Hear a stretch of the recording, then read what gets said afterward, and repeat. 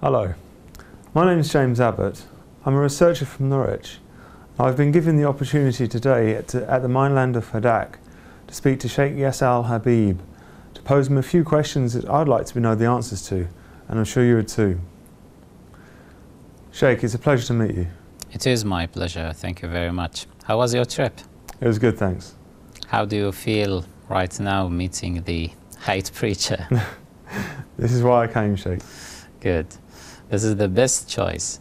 It is good for a person to come directly to the source to ask questions, instead of hearing rumors here and there. Okay, Sheikh, my first question is, why was it you decided to move to Fulmer? I mean, it's a bit surprising because there are no Muslims that live here. Why didn't you choose London, for example? I personally do not like the city. I like quiet places that have surroundings which put you in the right spiritual state to practice your religion, and put you in the right spiritual state to think freely in peace. This place is outstanding from this point of view. Also, our followers and frequent visitors are not far from us.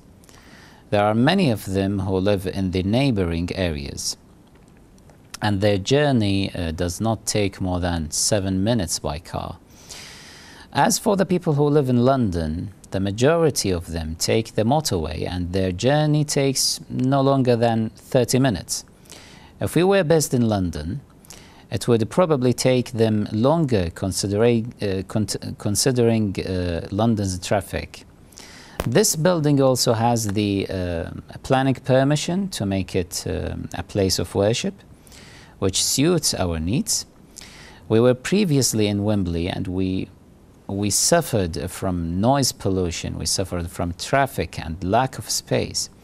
And we do not have this problem here anymore, so this place suits us. Okay, now I've heard that some of the residents in Fulmer aren't happy with the presence. No, this is not true. We have felt very welcomed from the first day we came here. We did, however, hear that there is an individual who was uncomfortable with us being here, and that he has tried to convince some of the residents to side with him without any true reason. Maybe he's affected by the strong attacks of the media, which distorted our image. Otherwise, like I mentioned, from the first day we came here until now, we have been very welcomed by the residents. However, when the newspapers started writing negatively about us, it made some of our neighbors worried. Okay. Have you managed to interact or integrate with the residents since the time you've been here? Yes. We took part in numerous celebrations, and we offered our car park for free to the residents here, because we consider this mosque is for them as it is for us. We also shared our religious festivities with them and handed out cakes and sweets to them. We will not allow certain media organizations who are biased to ruin the relationship between us and the residents of our village. We are one community in the end. Why then did you say you wanted your followers to come and settle here? That target had been misunderstood. What do you mean? Give me a minute to explain. I encouraged some of our common visitors who live further away to try to buy or to rent homes which are closer to the mosque. We expect anyone who wants to move here to be a part of this diverse and friendly community. Our intention was not to create a separate community. It is my religious duty to ensure our neighbors are pleased with us, and I would not risk this. I shall take their sensitive position into consideration. Okay, Sheikh. I understand that you refused to have an interview with journalists, even though they insisted many times. And in the BBC documentary, when you said no comment, doesn't this distort your reputation at all? Well, I used to edit the news for a famous Kuwaiti newspaper at a young age. I learned many things in the time I worked in the media.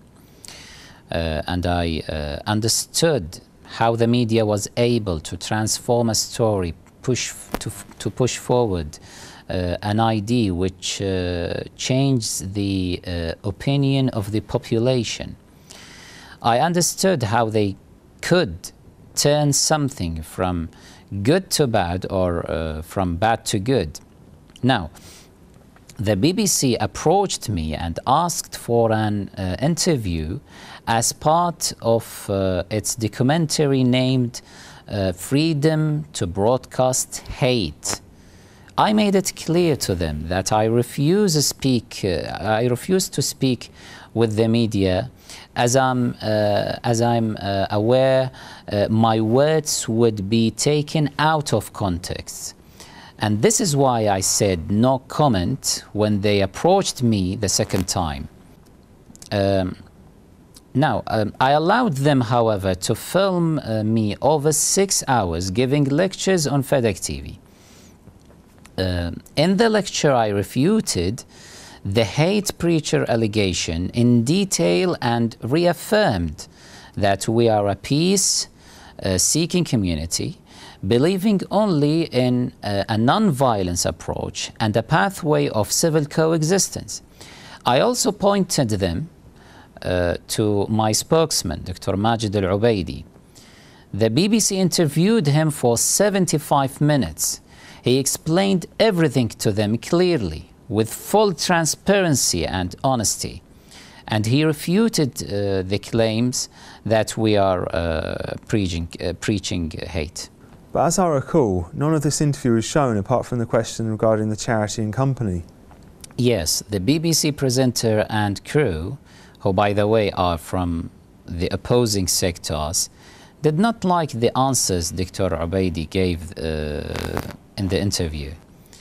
They did not see anything which can back their hate preacher claims against us. They purposely decided to concentrate on that one question asked to Dr. Ubaidi, which is completely off topic and is not part of his role as a spokesperson. He was asked if Khuddam al-Mahdi is a limited company or a charity. They asked this because they saw the same name, Khuddam al-Mahdi, registered both at Companies House and the Charity Commission. But they didn't understand that by law you have to be registered with the Companies House to become registered as a charity. Dr. Ubaidi does not know the full details of the management and funding of Khuddam al-Mahdi, since he is not responsible or part of the management. So he told them to stop recording, but they carried on recording without him knowing. They promised to not show this part, but they did not keep to their promise. All right.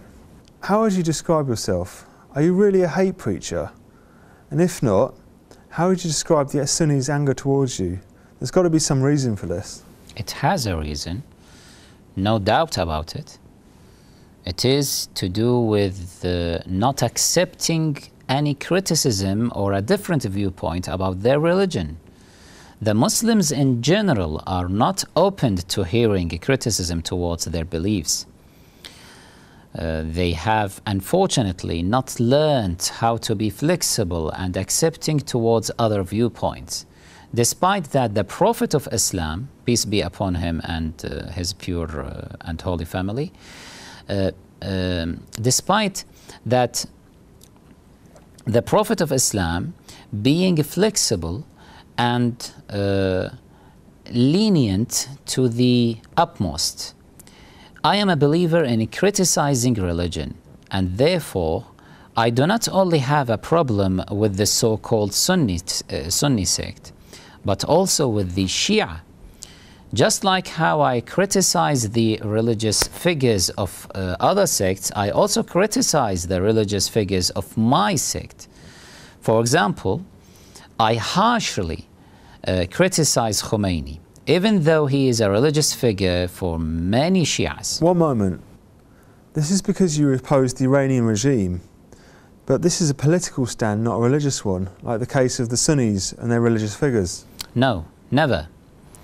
My criticism towards him is on his religious convictions and not his political side.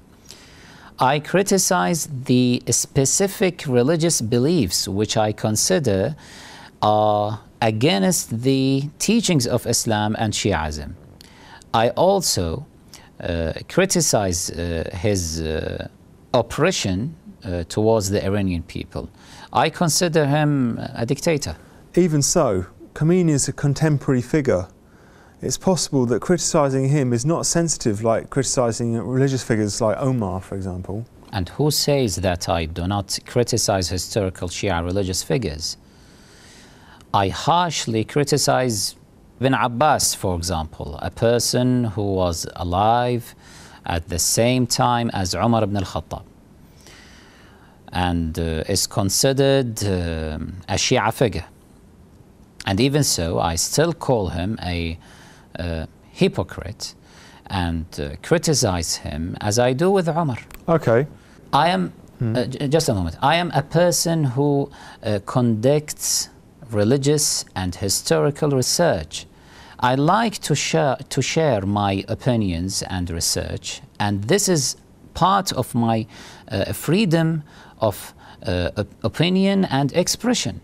I do not force anyone to listen to me, and at the same time do not stop anyone from responding to my research. Yes, but it isn't the same. You don't approve of these figures, but how about if it was a symbol or figure you respected?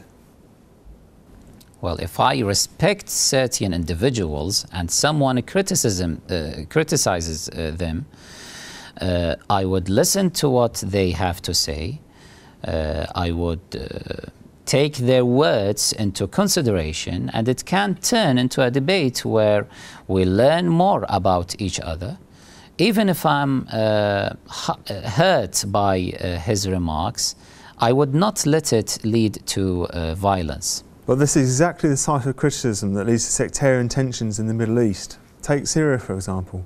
Well, pardon me, only a person who lacks experience would analyze things in such a way.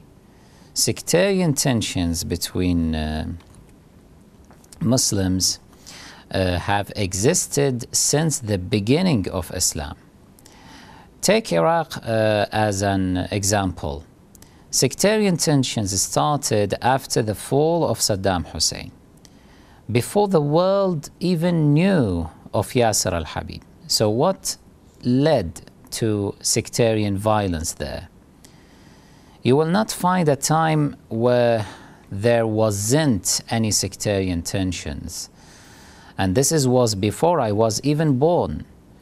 So am I responsible for all of this now? Okay. No, just a moment. This issue in Syria is a conflict between opposition and regime.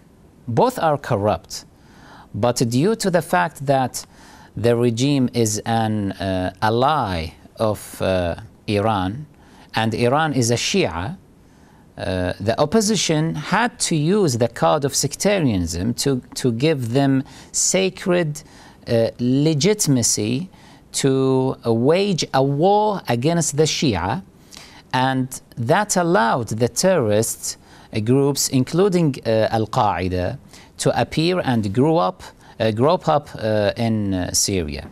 Therefore, whether I spoke or not, existed or not, the transformation of that political conflict into a war would take sectarian place unavoidably, unfortunately. Okay. But why do you insist on this way of criticising when you are aware that it offends Sunnis? What possible good can come out of this even if you claim it is not causing any direct sectarian conflict? Like I told you before, my criticism is not just towards them, but towards the Shia too.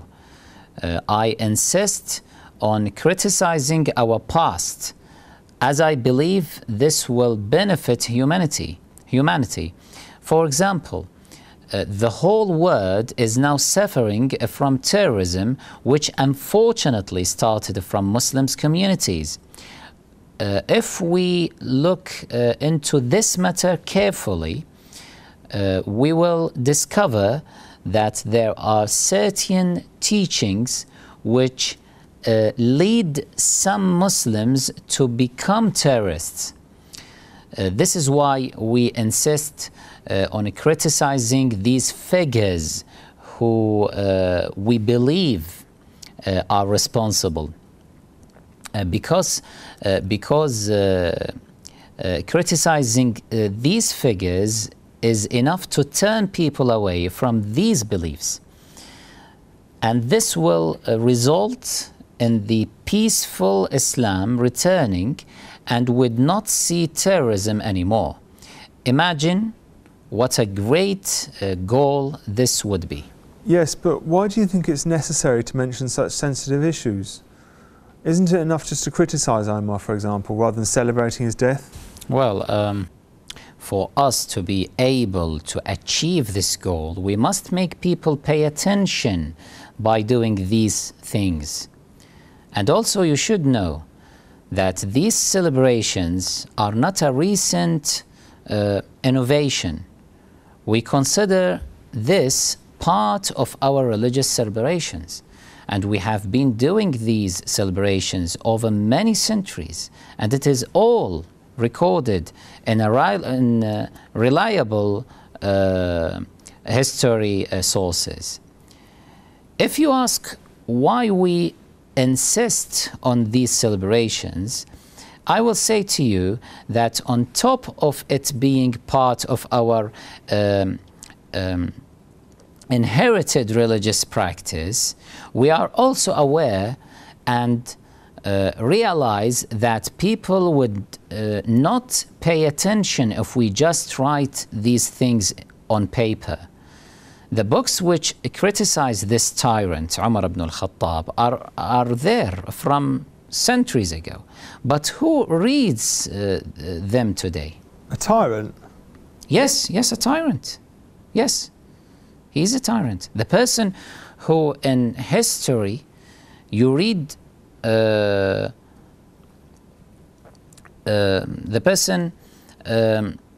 if you read the history about him, you will see that he ordered the total destruction of an entire village named Arabsus.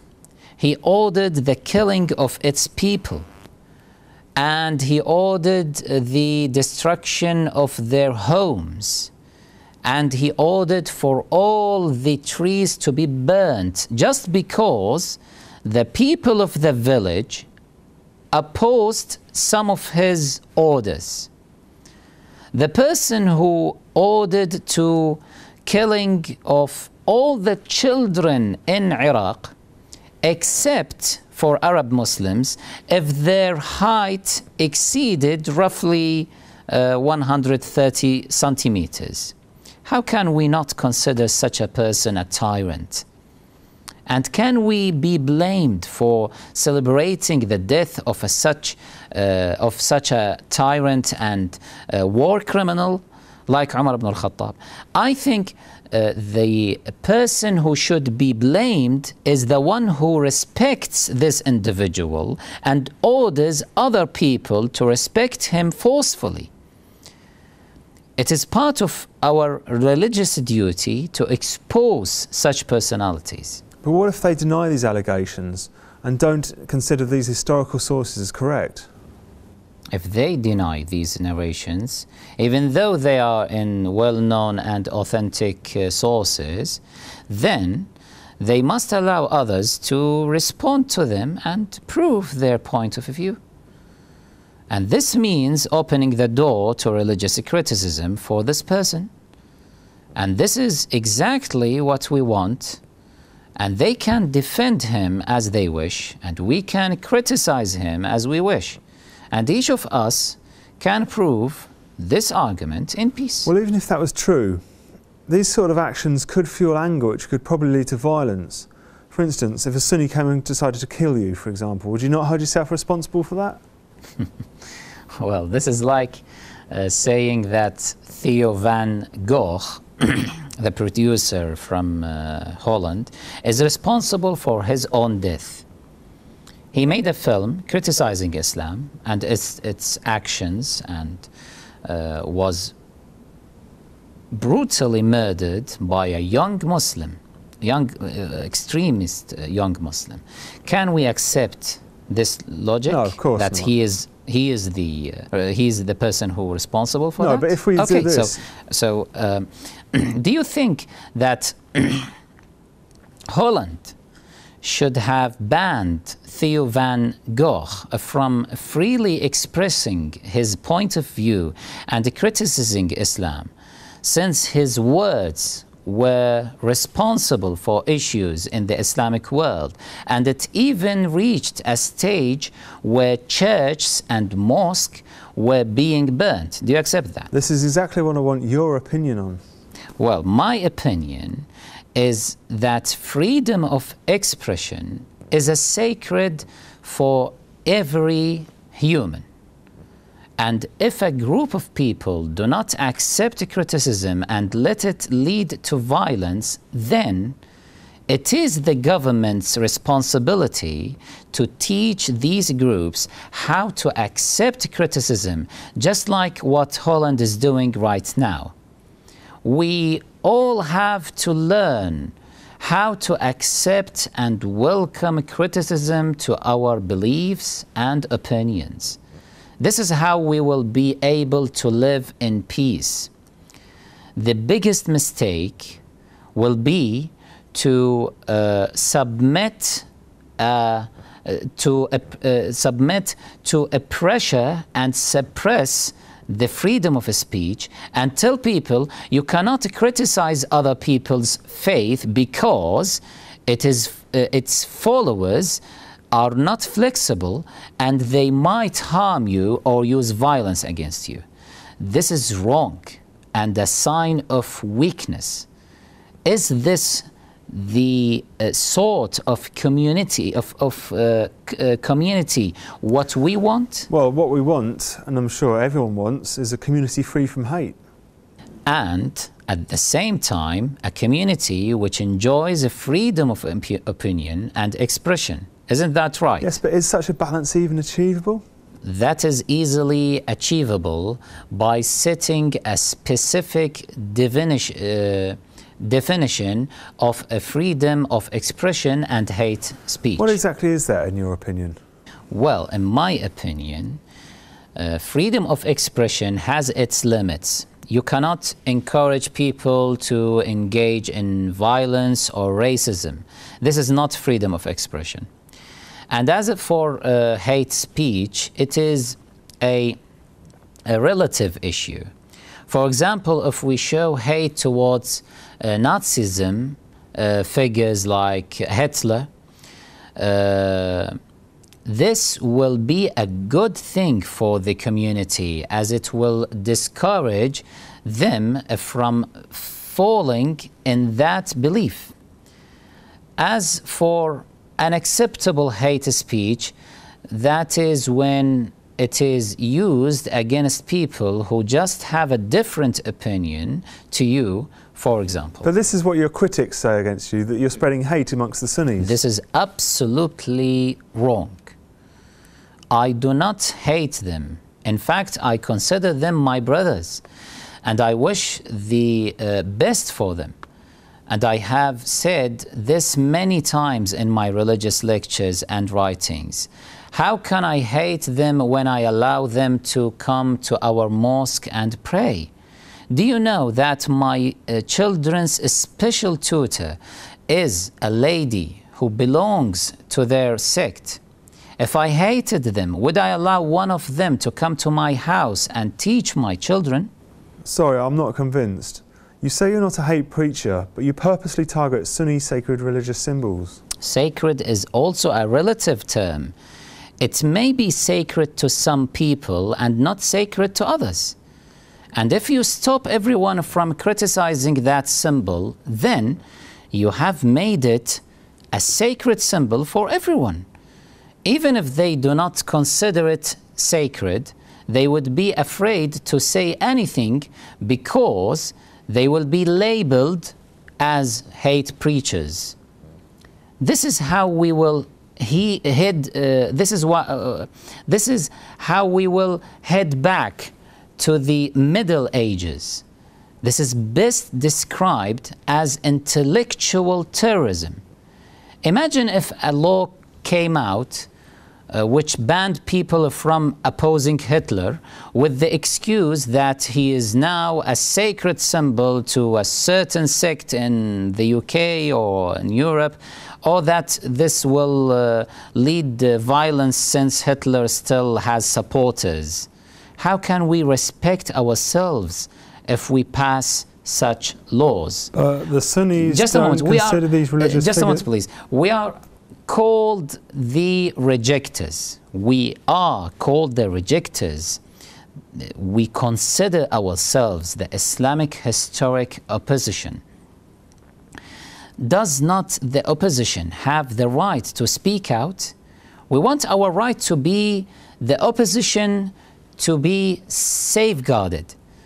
And let us be clear, although I reject their sacred symbols, I do not reject the followers of those symbols. I have the right to assess personalities in history, even if others do not agree with my evaluations. All right, but the Sunnis don't consider these religious figures as evil war criminals. They have a different interpretation to yours. Your sacred symbols could be a symbol of evil and oppression for me, and vice versa. And just how you have the right to call on people to follow your sacred symbols, I also have the right to criticize them and call on people to reject them. Everyone can defend their sacred symbols as they wish, but they cannot incite violence against people who reject these symbols. This is taking away freedom of expression. We are the historical opposition in Islam. Isn't it our right as the opposition to express our views and opinions? It is known worldwide that the opposition always has the right to give its opinion. Otherwise, this becomes a dictatorship. We do not want anything more than this. We just want our right to express our view and our right to oppose. Even so, but what matters to us is we don't want to see in Britain sectarian tensions which could lead to violence in our streets. And this is what matters to us also. But there is no need for such an exaggeration as if a war is about to break out here in UK and that we are responsible for that. I have been here for over 10 years nearly, and I have been practicing and doing the same events for all the years I have been here. And nothing dangerous or serious has happened because of it. In fact, the first few years we had angry responses on the internet, and in the recent years we have not heard even a reply. This has now become a reality which Muslims from all sects are aware of. Surely a much more efficient way to calm sectarian tensions is to have debates and discussions with others. My question is, why don't we see you open to others in the sense of having debates and discussions so you can understand each other's point of view? Who said that we are not opened to others and that we do not have debates or discussions? If you follow our programs, you will realize we have many debates and discussions. I had many debates with scholars from the other sect, debates, for example, with scholars from Morocco, from Egypt, from Qatar, from so-called Saudi Arabia, and from other countries. The nicest thing about these debates that we had was that we agreed, no matter how much we disagree on these personalities, we will still respect each other. This is the sort of atmosphere we want. All right, I have a few questions concerning the more controversial statements that you made. For example, the sensitive issue the Independent reported on. They cut the part in which I was reading an account plainly and avoided to show the part in which I commented on it. I said clearly that I do not endorse that narration in its bare text. We sent an official reply to the Independent with a CD containing the whole lecture together with our commentaries, but again, the media was not dealing with us fairly. Well, what about when you said that Omar and Abu Bakr had a sexual relationship? I said that in response to a Saudi sheikh, Al-Karaawi, who said, maybe the Prophet, peace be upon him and his pure family, used to sell alcohol. And I was told not to be offended by that statement because he said maybe. So I said to him, and that you should not be offended either if I use the same standard.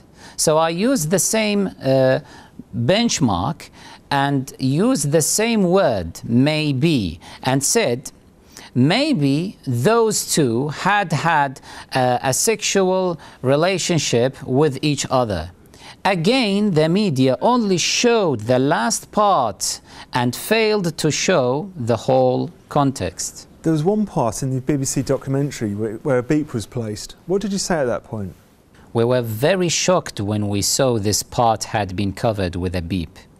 I said during my lecture that the historians reported that Umar ibn al-Khattab was a very ugly person, that when a pregnant woman used to walk past him and see him, she would have a miscarriage from the amount of shock she suffered.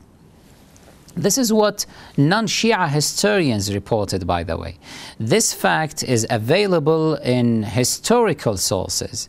So, if we report these as part of our lessons or lectures when we examine these criminal figures, have we at all encouraged hatred? Wait, is this all you said? Surely there was some sort of reason why they covered it up. That was all I said. But according to the producers of this documentary, it does deserve to be covered. Keeping in mind what I said to you before, that the people who made this documentary belong to the sect who respects Umar ibn al-Khattab. So this is why they covered that statement with a beep. What I find strange is that at the same time they did not cover the words of other preachers with a beep when they spoke out against Shias. For example, they showed one Egyptian hate preacher who clearly said, "Oh God, freeze the blood in the necks of Shias and in their stomachs and in their backs, and that may they be inflicted with cancer." and be wiped out of the earth. How shameful of the BBC is to not cover such words which are clearly hate speech.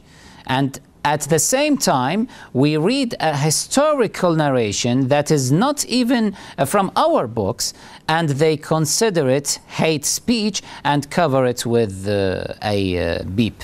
I have one last question. What is the positive role that Sheikh Yasser Al-Habib can play a part in?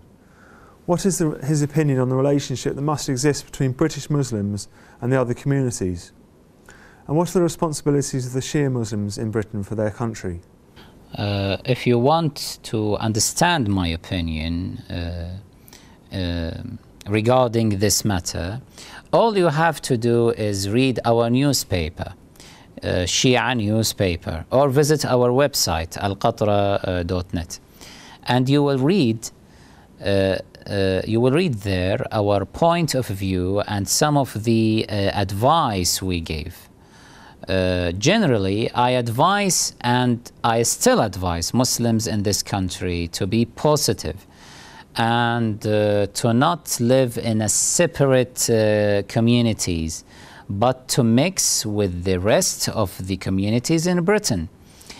And at the same time, to preserve their religious identity. Is it possible, in your opinion, for British Muslims to preserve the religious identity and be British at the same time? Definitely.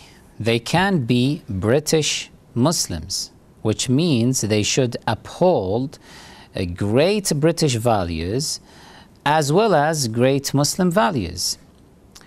In reality, I see many values which we share with the British already.